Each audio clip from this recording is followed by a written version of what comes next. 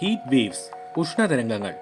ഈയിടെയായി നമ്മൾ വാർത്തകളിൽ കേൾക്കുന്ന ഒരു പ്രതിഭാസമാണ് ഹീറ്റ് വേവ്സ്. എന്താണ് ഹീറ്റ് വേവ്സ് എന്ന് പരിശോധിക്കാം. സമുദ്ര കാലാവസ്ഥയുള്ള ഉഷ്ണമേഖലാ രാജ്യങ്ങളിലാണ് ഈ പ്രതിഭാസം അനുഭവപ്പെടുന്നത്. അതുകൊണ്ട് ഇന്ത്യയിൽ, പ്രത്യേകിച്ചും കേരള തീരത്ത് ഇത് ശക്തമായി അനുഭവപ്പെടുന്നു. കാലാവസ്ഥാ വ്യതിയാനത്തിന്റെ ഫലമായി 21-ാം നൂറ്റാണ്ടിൽ ആഗോള താപനിലയും താപതരംഗങ്ങളുടെ ആവൃത്തിയും തീവ്രതയും വർദ്ധിക്കുന്നു. ദൈർഘ്യമേറിയ പകലും ഉയർന്ന താപനിലയും മർദ്ദ വ്യതിയാനങ്ങൾ അഥവാ പ്രഷർ വേരിയേഷൻസ് അന്തരീക്ഷത്തിൽ സൃഷ്ടിക്കുന്നു. ചൂട് കൂടുമ്പോൾ മർദ്ദം കുറയുന്നു എന്ന് നിങ്ങൾക്ക് അറിയാമല്ലോ. അങ്ങനെ മുകളിലെ അന്തരീക്ഷത്തിലെ ഉയർന്ന മർദ്ദമുള്ള പ്രദേശം ശക്തിപ്പെടുകയും ഏതാനും ദിവസങ്ങൾ മുതൽ ആഴ്ചകൾ വരെ ഒരു പ്രദേശത്ത് നിലനിൽക്കുകയും ചെയ്യുമ്പോഴാണ് താപതരംഗങ്ങൾ രൂപം കൊള്ളുന്നത്. ഇത് ഭൂമിയുടെ ഉപരിതലത്തിനടുത്തുള്ള താപത്തെ കൂട്ടുന്നു.